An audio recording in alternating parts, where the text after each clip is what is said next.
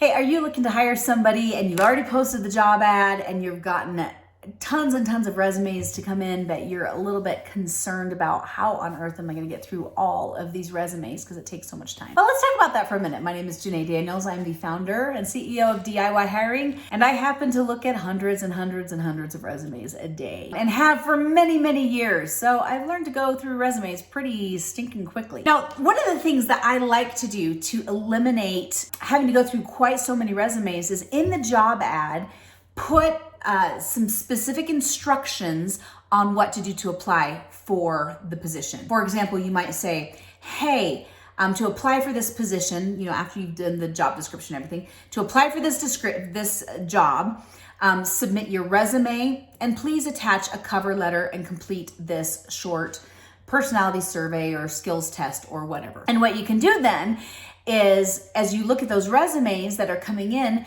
see who actually followed the instructions. And if they didn't follow the instructions, not a big deal. Send them, because most are not going to follow the instructions, quite honestly.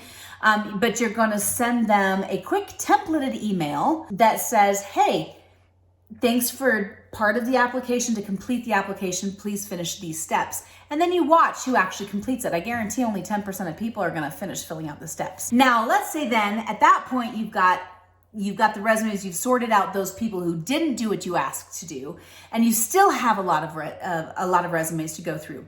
We're going to look at certain things on that resume. The first thing that you're going to look at, particularly if the position requires a high level of detail orientedness, you're going to look at spelling and make sure that all of the words in the resume are spelled accurately. You'd be shocked at how many resumes people just misspell stuff all over the place, even simple words. Salespeople, I usually anticipate, are not super detail oriented generally, and so I'm a little bit more lenient with them. But when it comes to detail oriented people, I look at, okay, are there any misspelled words? Because if there are, they're not going to be a good fit if it's a detail oriented position. Next thing I look at is I look for job hoppers. If they're perpetually hopping from job to job and they can't stay at a job more than a year, and I really look for 3 years or more in positions, I generally don't keep those people just because patterns repeat themselves. And if they've perpetually been hopping from job to job to job to job, most likely they're not going to stay at your job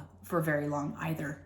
And so I look for, are they job hoppers or not? And then the third thing I look for are gaps in employment. Now, people have gaps in employment for various reasons, and I don't eliminate people for gaps in employment, just because sometimes life happens to people. And for example, I've interviewed some really great people where they had a 3-year gap in employment where they took care of elderly parents, and had to watch their family members die of cancer and things like that. So I generally am pretty lenient with the gaps in employment, but I always find out why they took a gap in employment. And then the fourth thing that I look for is, do they have any semblance of skills that can transition from one position to another? Did they do administrative work for a bank? I might be hiring for real estate, or I might be hiring for a medical clinic or whatever. But do those skills generally will transfer pretty easily. They're going to have to learn some new things. There's going to be a little bit of a learning curve as they learn new software and new terminology and jargon and things like that. But do they have skills that will transfer over from one position to another position? Were they a salesperson at a car dealership? Well, then they might do well in insurance sales. And so you look for skills that could be easily transferable from one position to another position. Now, a resume is just a data point for us. It's not the end all be all. People can look really good on paper, but then when you do an interview with them, you find out, oh my gosh, they're a lot better looking on paper than they are in person, and a lot nicer on paper for that matter. But the resume is the first step in the door for you. And so that's what I do to eliminate and go through resumes very quickly.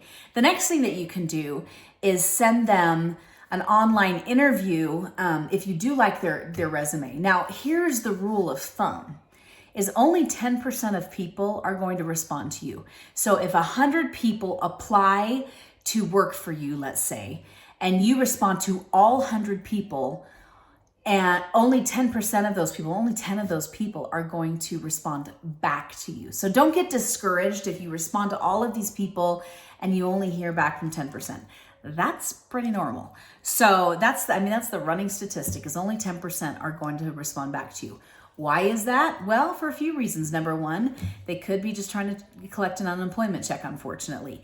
So I've seen that happen. I've seen some people apply for a lot of jobs, but then when they get to the one that they really, really, really love, they don't respond to the ones that they're not quite as interested in because they're already in the process with the jobs that they're the most interested in. But they want to, cast a wide net, which is perfectly fine. So there's lots of reasons that they don't respond. The ones that you want to focus on are the 10% that do respond to you. And so good luck as you're going through resumes. Hope that helps. Have a great day.